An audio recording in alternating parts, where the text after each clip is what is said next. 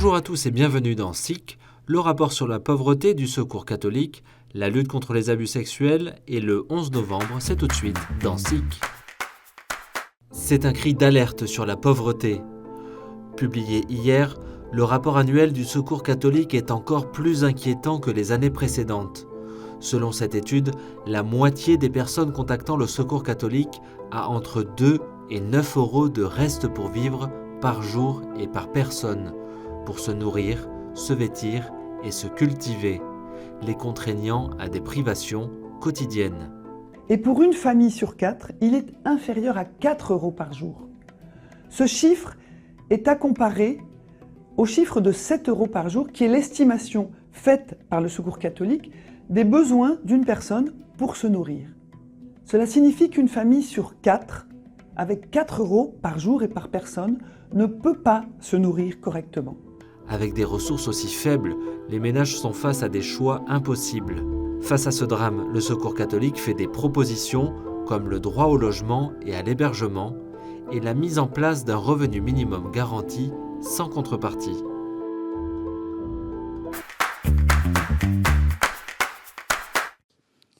Ieri è stato pubblicato il rapporto sul doloroso caso dell'ex cardinale Theodore McCarrick. Rinnovo la mia vicinanza alle vittime di ogni abuso e l'impegno della Chiesa per sradicare questo male.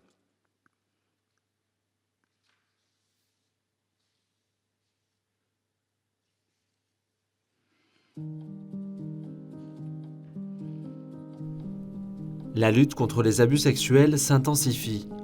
Fruit du travail de 2 ans de la Secrétairerie d'État et rédigé à la demande du pape François, ce rapport de plus de 400 pages enquête sur les processus décisionnels du Saint-Siège qui ont émaillé le parcours de l'ancien cardinal et archevêque de Washington, Theodore McCarrick. Ce rapport explique les décisions prises par l'Église le concernant et ses différentes nominations malgré des rumeurs d'abus sexuels.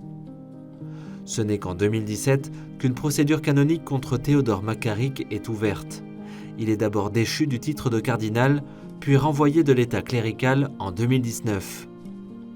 Ce rapport est téléchargeable dans son intégralité sur le site du Vatican. En France, la semaine s'est ouverte par le procès de l'ancien nonce apostolique, Monseigneur Luigi Ventura. Il a comparu mardi devant le tribunal correctionnel de Paris pour des faits d'agression sexuelle suite à plusieurs plaintes déposées contre lui par des hommes majeurs au moment des faits. Un procès rendu possible par la levée de l'immunité diplomatique de Monseigneur Ventura en 2019. L'accusation a requis 10 mois de prison avec sursis. Le tribunal devrait rendre son jugement le 16 décembre. Le thème des abus était également au cœur de la 2e journée de l'Assemblée générale des supérieurs majeurs de la Conférence des religieux et religieuses de France, la COREF. Au cours de cette journée, plus de 260 supérieurs se sont retrouvés en visioconférence pour entendre les témoignages de victimes et pour suivre les avancées du groupe de travail Réparation. Un point d'étape leur a été fait par Jean-Marc Sauvé, président de la commission indépendante sur les abus sexuels dans l'Église, dont le rapport est attendu pour l'automne 2021. Entre 2018 et 2020 en France, 320 personnes se sont signalées comme victimes auprès de leurs évêques et 13 clercs ont reçu des sanctions canoniques.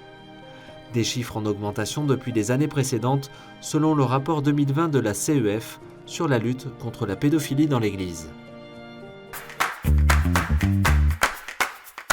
Ce mercredi 11 novembre marque les 102 ans de l'armistice et de la fin de la Première Guerre mondiale. Des commémorations qui se déroulent cette année de manière restreinte en raison du contexte sanitaire. Dans le diocèse de Verdun, devant l'ossuaire de Douaumont qui abrite les restes de 130 000 soldats inconnus, morts lors de la bataille de Verdun, Monseigneur Gushing, évêque de Verdun, a tenu à faire passer un message de paix. Plus que jamais, il nous faut retrouver les valeurs intangibles de la liberté et de la justice pour la nécessaire construction de la paix. La paix se décide en chacun de nous, en nous pour les autres. Elle est d'abord à vivre en nous, et le lieu invisible où la paix prend la racine et le cœur de l'homme, de tout l'homme, quelle que soit sa responsabilité sociale, politique et religieuse. La paix se décide et se construit dans le consensus, parfois dans les concessions, toujours dans le don de soi. Un thérésien à la tête du diocèse de Lisieux. C'est une belle surprise pour monseigneur Jacques Habert, l'évêque de Sées dans l'Orne, a été nommé évêque de Bayeux-Lisieux mardi 10 novembre.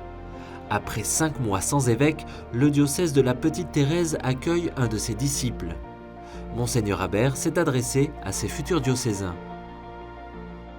Au diocèse de Bayeux-Lisieux, que je connais un petit peu, j'adresse un message d'abord leur dire ma joie et un certain honneur d'être envoyé dans ce beau diocèse que je connais un petit peu encore une fois, le diocèse de Sainte-Thérèse. Donc de fait, beaucoup me le disent, vous suivez le chemin, Thérèse a fait le chemin entre Alençon et Lisieux, vous faites le chemin entre Sées et Bayeux. Tout au long de son ministère, monseigneur Habert a entretenu une grande proximité avec la Sainte de Lisieux.